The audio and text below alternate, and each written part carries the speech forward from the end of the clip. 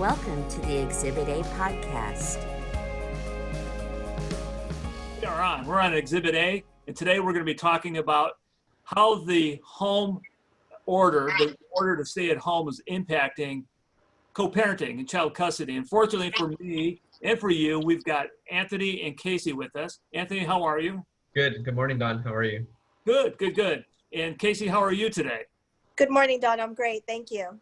Okay, so we are going to talk about how child custody is impacted by the stay-at-home order. We've got a lot of clients that have been calling us with questions about, hey, do I need to turn over the child to the other parent in spite of the order? You know, the order says that you can't take the child out into public places. You can't take the children to places like the park that has been closed now, or the mall, which doesn't exist anymore. You know, and am I exposing the child to disease when I do so? I don't know if the other parent is really being clean and careful with respect to not contracting the virus. So those are the things we're going to be talking about. And first of all, we're going to talk about Anthony. Can you set us up as to what parents should be thinking about now with respect to the co-parenting issue? Yeah, so as family law attorneys, we typically deal with a balancing test on a day-to-day basis, but usually in normal situations, the court orders is going to supersede everything. We instruct our clients always to comply with the court order so long that, you know, it is taking into account the current situation. So as of right now, with coronavirus being what it is, the question is naturally going to come up: how do I continue to comply with the court orders when state and local and U.S. officials are telling me that I'd have to stay at home and I shouldn't be letting the children out into publicly crowded places or places coming into contact with large groups of people. So that's one of the questions that we're dealing with on a day-to-day basis on a lot of our cases. I'm sure Casey's also dealing with a lot of this on her cases as well. Okay, well, Casey, you got orders, family court orders, but you've got something now. We've got 4 or 5 orders that we have to ask our clients to cooperate with, or not to follow. I mean, you've got the governor's order, you've got the mayor's order, you got the president of the United States issuing orders, and then you've got the local family court order. And sometimes, and a lot of times, these things are conflicting with each other. How do you propose that our clients navigate such a scenario? Aren't they going to be in trouble one way or the other? Well, it's tricky. And like we learned in law school, sometimes you have to read 3 or 4 or 5 orders together to find out what the answer is. If you can cooperate with visitation and still comply with the stay-home orders, or make sure the child is safe and not being exposed to the virus, then perhaps you should cooperate with that order. But it's really on a case-by-case basis. It really depends. You have to ask a lot of questions to your clients. Is there a history of restricting the child? And all of a sudden, there's demand that visitation cease. I'm looking at the totality, and I'm not just looking at the opposing side and whether, how they're behaving. I'm also analyzing, how my client is behaving and whether they're being reasonable, because I think that when all is said and done, how parents navigate through this and how reasonable and flexible and cooperative they are is going to be the subject matter of a future court proceeding. If they're behaving badly and being very rigid or not cooperating, for example, with very safe alternatives like FaceTime, I think that's going to be raised in court at a later time and can really hurt people if they're not acting reasonably. Anthony, with respect to what Casey just said, she said that, the flexibility is key.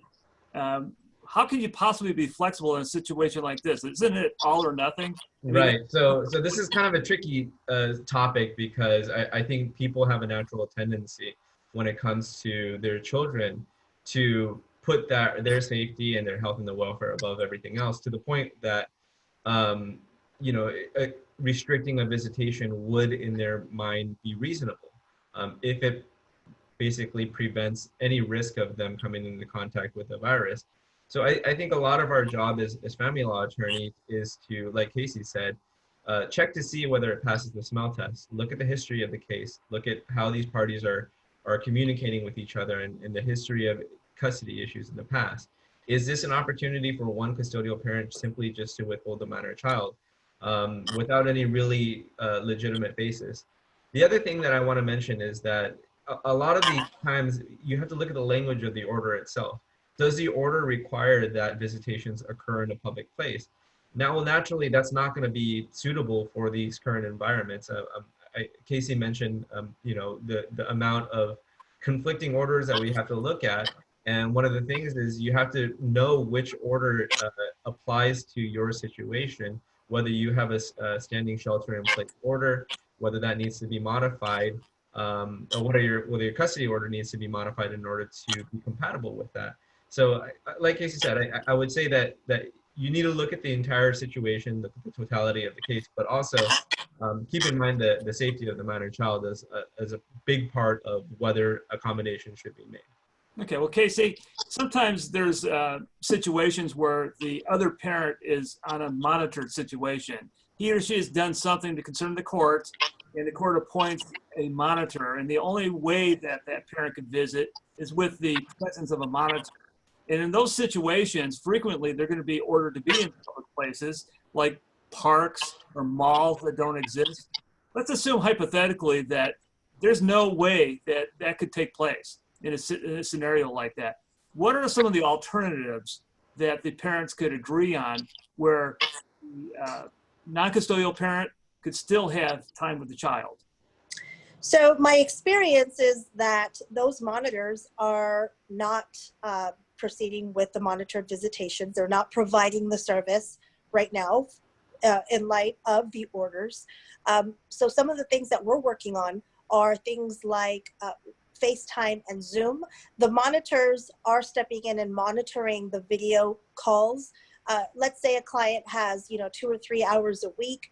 Those video calls are not going to be 2 or 3 hours, especially depending on the age of the child. It may be 5 or 10 minutes, but really the goal is to maintain that frequent and continuing contact with the child and the parent.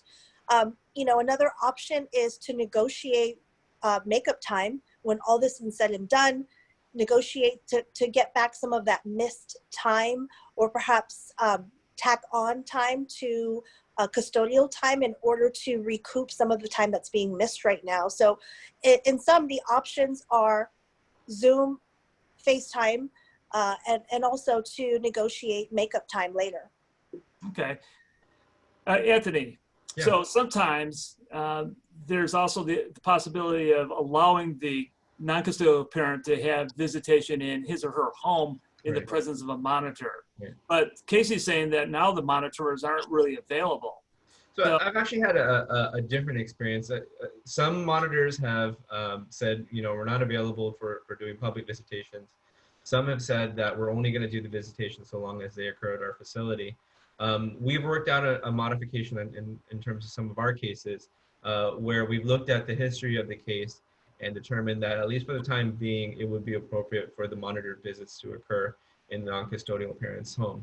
That's not always the case, especially in types of cases in which there was a domestic violence restraining order that required the monitored visitation to begin with, whether there was abuse that occurred in that home, whether the child would be returning to a home in which they were witnesses to physical abuse between the parties.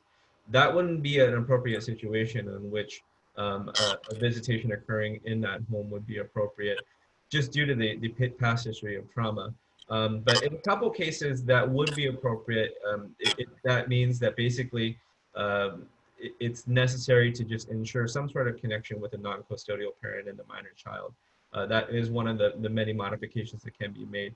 Casey also touched on doing video conferencing visitations. Again, that's something that needs to be looked at with the maturity of the child. Whether the child can stay on a video call for extended periods of time, and the length and the accommodations that should be made for that as well. Casey, so, we talk about court orders.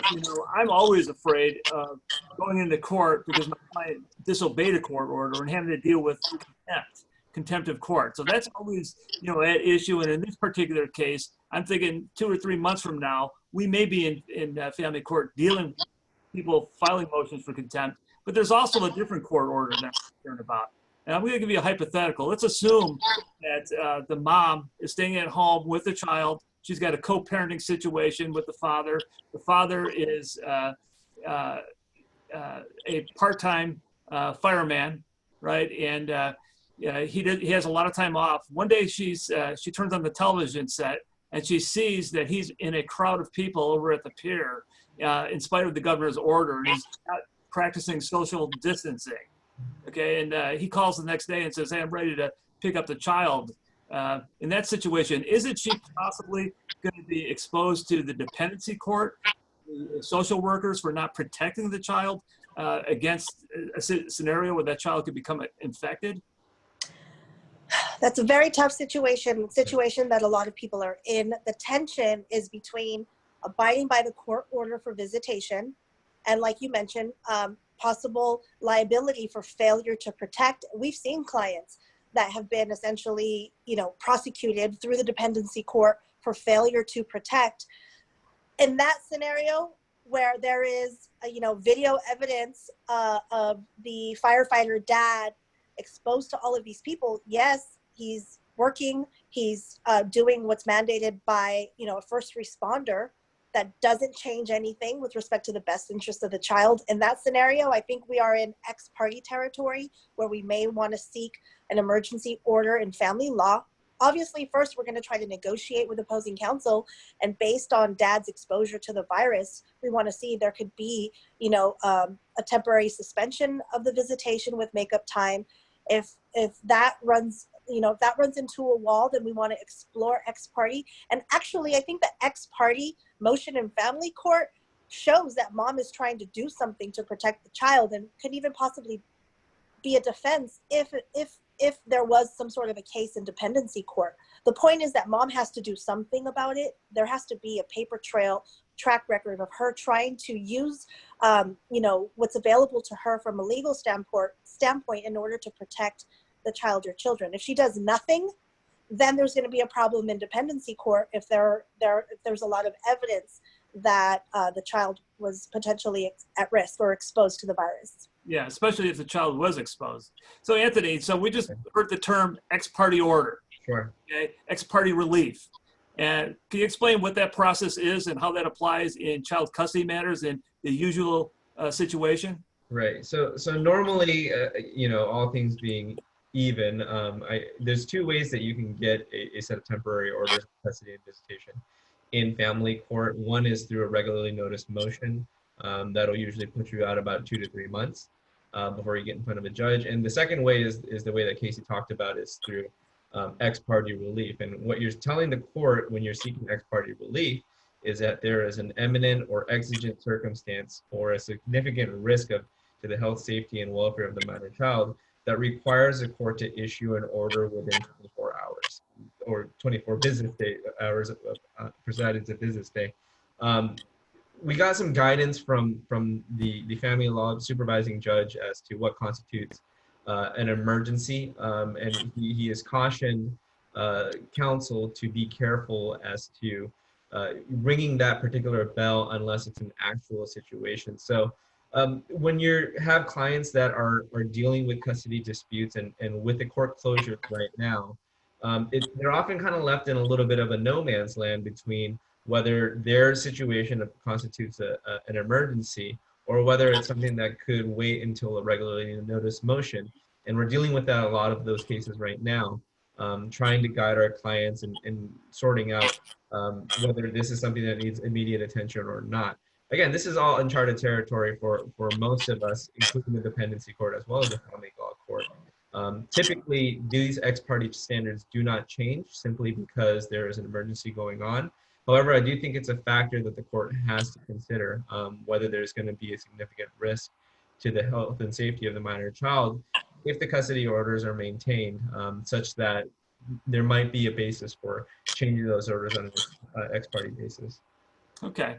Well, Casey, from what I understand is that you're advocating that people use common sense and proceed cautiously regardless of what their decision is. Am I correct? No, Don, actually, common sense is too subjective. Common sense for one person is not common sense. And from my perspective, for another person, I really do think that this has to be viewed through various lenses. My recommendation is to run this by a family law attorney. I think your family law attorney is trained in law and also advocacy. and hopefully, that could be filtered through the common sense of a practitioner. I think that common sense for parents is difficult because parents are thinking about just, their child and aren't necessarily thinking about the various lenses with respect to the court orders, with respect to the orders from, state and federal officials. It really is important. This is a legal issue. It's really important to seek legal counsel on this issue. I guess my advice for individuals is, to look out for the best interest of the child, but also look at, flexibility and really look at the totality. Is there really an objective risk versus the overall risk that, every single person has? You really, if you're going to deviate from a court order, you really want to vet that and make sure that you can back that up in court. I love that answer. So, Anthony, we're running out of time here. Can you think of anything else that you would advise your clients or the people out there that have this type of a situation that would be helpful to them? Yeah, so there's one issue that Casey touched on that I think is worth discussing, is that the short-term and the long-term effects of potentially complying or non-complying with an order.